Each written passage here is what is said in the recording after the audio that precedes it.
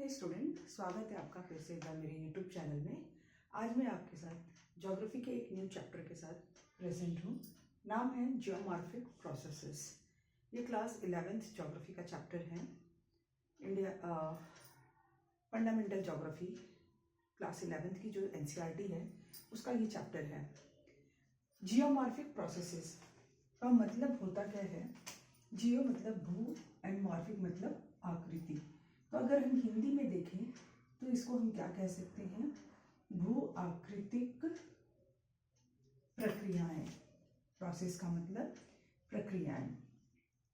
हम ये जानते हैं स्टूडेंट्स कि आज जैसे कंटिनेंट एंड ओशंस हैं वैसे वो पहले नहीं थे। उनके फॉर्म में चेंजेस आया है। जहाँ आज ओशंस है शायद कंटिनेंट्स रहे होंगे। जहाँ कंटिनेंट्स है वहाँ जो प्लेन कंटिनेंट्स पे जो प्लेन एरियाज हैं वहाँ पे हिमालय रहे होंगे। जहाँ पे हिमालय है वहाँ पे प्लेटोज रहे होंगे। जहाँ पे प्लेटोज है वहाँ डेजर्ट रहे होंगे। तो इस तरीके से ये चेंजेस मिलियन ऑफ ईयर्स या बिलियन ऑफ ईयर्स से होते चले आ रहे हैं। चीज़ें एक जगह परमानेंट नहीं है, टेम्पररी है और आने वाले समय में भी ये चेंजेस हमको दिखाई पड़ेंगे। आज जहाँ हिमालय है कल में भी हो सकता है वहाँ प्लेटोज हो, प्लेन्स हो, डेजर्ट हो।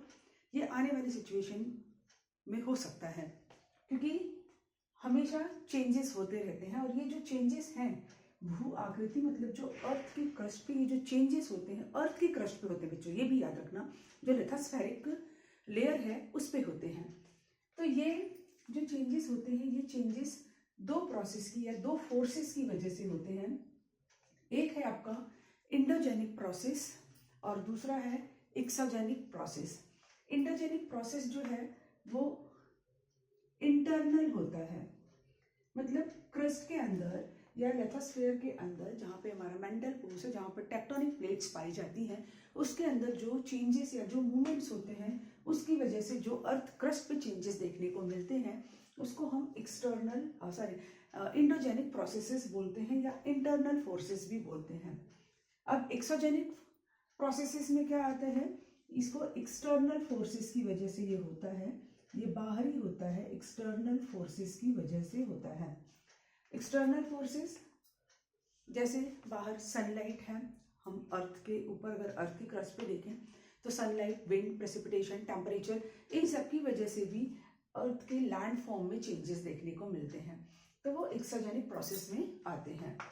अब इंडोजेनिक प्रोसेस क्या है? लैंड बिल्डिंग, ये लैंड फॉर्म को बनाने का काम करते हैं। और एक्सोजेनिक प्रोसेस क्या है? लैंड डिग्रेडेशन है, लैंड को डिग्रेड करने का काम करते हैं।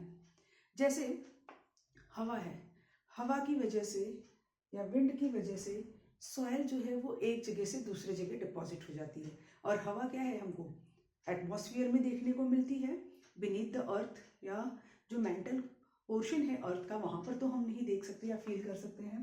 ये हवा हमको क्रस्ट पे एटमॉस्फेयर में देखने को मिलती है। तो उस हवा की वजह से एक जगह से सॉइल दूसरी जगह जाके डिपॉजिट हो रही है।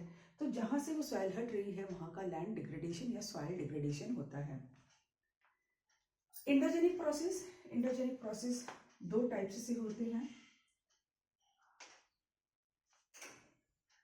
एक तो है डायास्ट्रोफिज्म,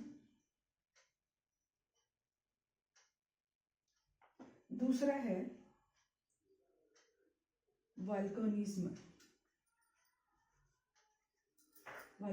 है। अब जो डायास्ट्रोफिज्म क्या होता है? इसमें भी 4 टाइप से चेंजेस देखने को मिलते हैं। एक होता है ओरिजिनी, दूसरा होता है एपिरोजेनी,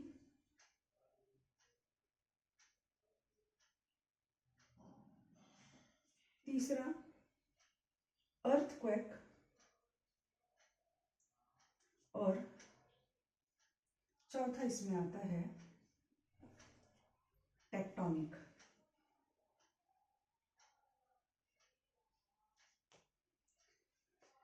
ओरिजिनी क्या है स्टूडेंट्स? ओरिजिनी की वजह से माउंटेन बिल्टअप होते हैं।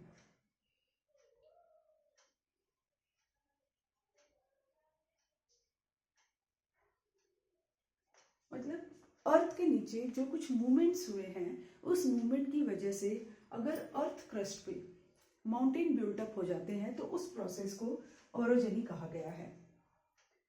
एपिरोजेनी, एपिरोजेनी में uplift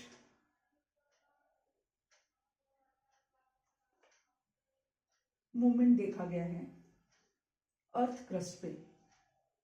uplift movement earth crust पे कहने का मतलब कि अर्थ कहीं पे थोड़ी सी ऊपर उठ जाए, या जो अर्थ की क्रस्ट है वो थोड़ी सी ऊपर उठ जाए।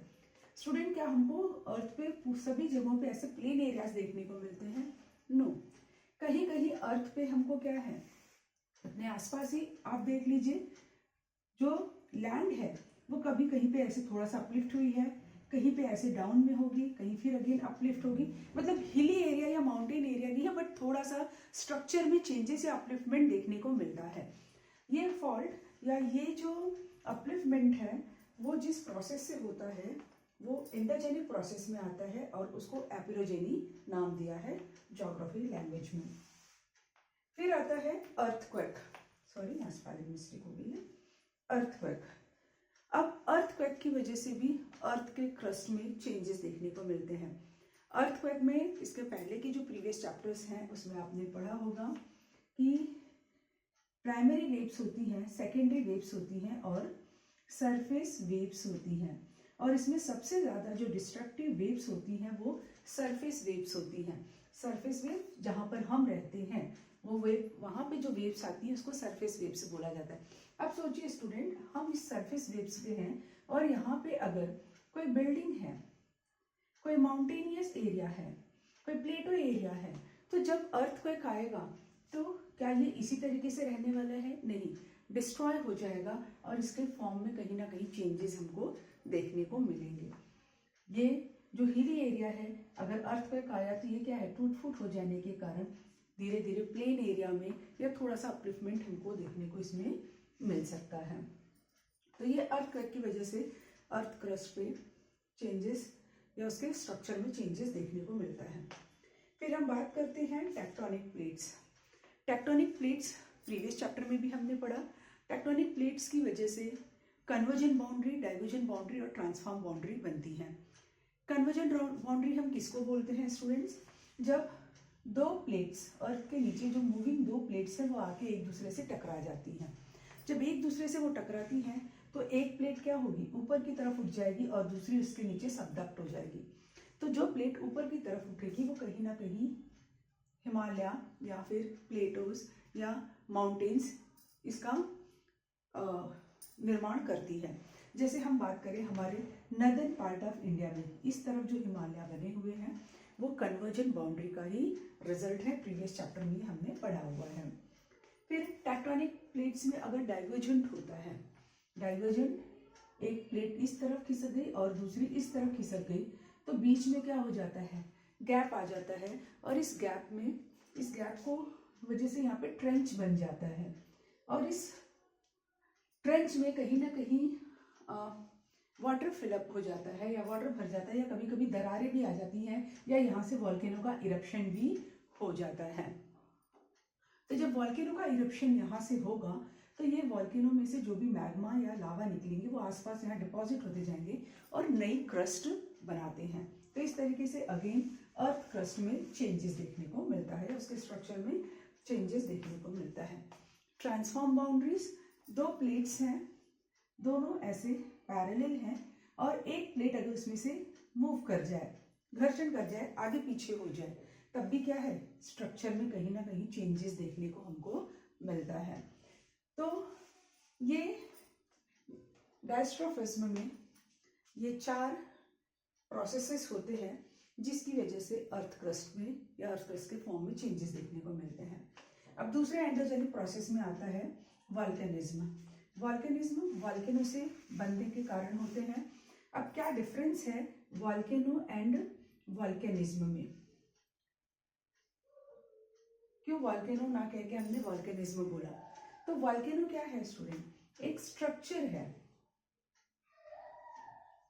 एंड वॉल्केनिज्म क्या है? ये एक प्रोसेस है। जैसे ये मार्कर क्या है? मार्कर का ये एक स्ट्रक्चर है और जब मैं लिख रही हूं तो ये क्या हो रहा है, एक प्रोसेस की तरह काम कर रहा है। तो वैसे ही वॉल्केनो एक स्ट्रक्चर होता है और वॉल्केनिज्म क्या है, एक स्ट्रक्चर, एक प्रोसेस है जिसकी वजह से अर्थ क्रस्ट के स्ट्रक्चर में चेंजेस दिखने को मिलते हैं। उम्मीद करती हूँ यहाँ तक ये चीज आपको समझ आ गई होगी। इंडोजेनिक प्रोसेसेस जिसको हम इंटरनल भी बोलते हैं, ये लैंड बिल्डिंग भी होते हैं। ये इंडोजेनिक प्रोसेसेस 2 टाइप से होते हैं, एक डायस्ट्रोफिज्म और दूसरा वॉल्केनिज्म। अब नेक्स्ट वीडियो में डिटेल में हम एक्सोजेनिक प्रोसेस के बारे में बात करेंगे, क्योंकि आपकी एनसीईआरटी में ये बहुत डिटेल में दिया हुआ है, तो इस लेक्चर में इसको कंप्लीट कर पाना पॉसिबल नहीं है। Thank you, have a nice day.